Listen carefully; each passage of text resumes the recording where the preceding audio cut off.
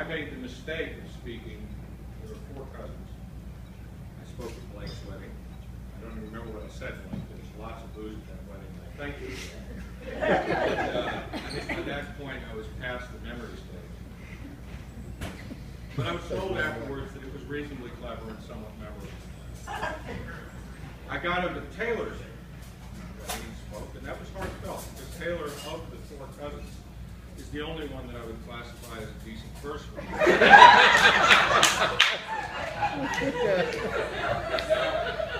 Of course, you know, Taylor is the only girl. She's wonderful, she's sweet, she's kind. And so I tried to say something that was relatively wonderful, sweet, and kind in return. Of course, 3 months ago, Zach got married. And I have to say that I upped the bar for Zach because he was a little harsh tonight. And that was deserved. Well, they were all horrible children. They were just really bad kids.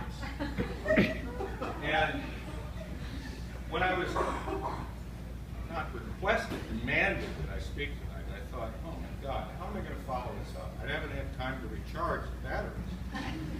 You know, there's only so much vitriol you can vent in a certain period of time before the batteries are dry. What am I going to do? I don't know. So I've actually been worried about this little address for quite some time, and I got to thinking, what can I say that I didn't say at Zach's wedding? So I don't just want to regurgitate it for you, even though the people weren't there to hear it. It wouldn't be fair to Stevie to insult him by just repeating his brother's toast, which of course was insulting at the meeting of every grad that he made. You know, once you've called someone a rancid little shit in front of all your friends, there's not that much lower that you can go. However, I got to thinking about this, and I, you know, in a moment of self-reflection, it's sort of, how do I sum up how I feel about Stevie? How do I sum up my long-term relationship with this person who, when he was this big, I wouldn't have trusted to mow my lawn, and now that he's this big, I wouldn't trust to cut into me, but regardless, he's a doctor. And you have to kind of respect that, even though, thank God, we're in different medical systems and I don't have to deal with it. Anyway, and I got to thinking, you know, for those of you that don't know me, I've spent most of the last 25 years working overseas, studying foreign languages. And I got to thinking about words in general. And one of the things that, you know, Goethe said is that those who do not study a second language are ignorant of their own. And it's true. When you start to study a foreign language, and I've studied Latin, French, Spanish, German, Mandarin, Chinese, you really do start to key in on the things about your own language that are unique, that are special, that are fun, that are bizarre. And one of the things that you start to key in on is on words that just sound like fun. You don't even know what they mean sometimes, but they sound fun.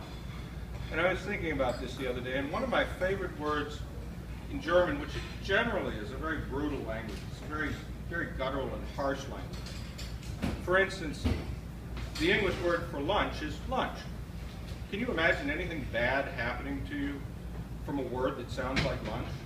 Someone came up to you and you didn't really understand what they were saying, they said, let's do lunch. Did you think you were going to get drawn and quartered? Did you think something awful was going to happen? It's a pleasant sounding word. The German word for lunch is Mittagessen. You can honestly imagine Nazi games. When you hear someone say Mittagessen, it's brutal, it's harsh. But Germany does have some beautiful words, and one of my favorite German words is Schadenfreude. Now, does everybody know what Schadenfreude means? Because it's one of those words that doesn't translate well into English. Actually, it doesn't translate at all. We've just taken the German word and started to use it in English.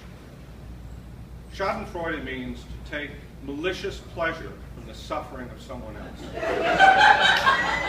It's a very German concept. And I got to think about this tonight. There's no small amount of Schadenfreude, I'm sure, directed at me being up here, because having given this speech at 3 other cousins' weddings, there's no way I can get out of this. What am I going to say to top the others? It's a lose-lose situation. I can't possibly beat what I've done before, even though those of you from South Carolina weren't there for it. But then I got to think about the broader implications and connotations of Schadenfreude and how it really does apply to the Stevie situation, because he was such an awful child. that there has been throughout his life, I'm sure, no small amounts of schadenfreude. Now, in some cases you miss it, because I certainly missed the schadenfreude moment, the tasty schadenfreude moment that I was expecting visiting him in prison. It never happened, unfortunately, because such an awful little child, and this is true for you and Blake, true for you as well, well, you're a lawyer, but anyway, these horrible little children, and they were awful little children, they grew up to be surprisingly good men. And so it is no small part that I invite you to participate in schadenfreude on my account, at my expense. Because here I am, having suffered through these little bastards' life, and I have to get up here and say something that, quite frankly, at the end of this is going to be a little bit complicated. However, it finally hit upon what I could say to you, Stevie, that would sum up how I feel about it. Jessica, you're a beautiful woman.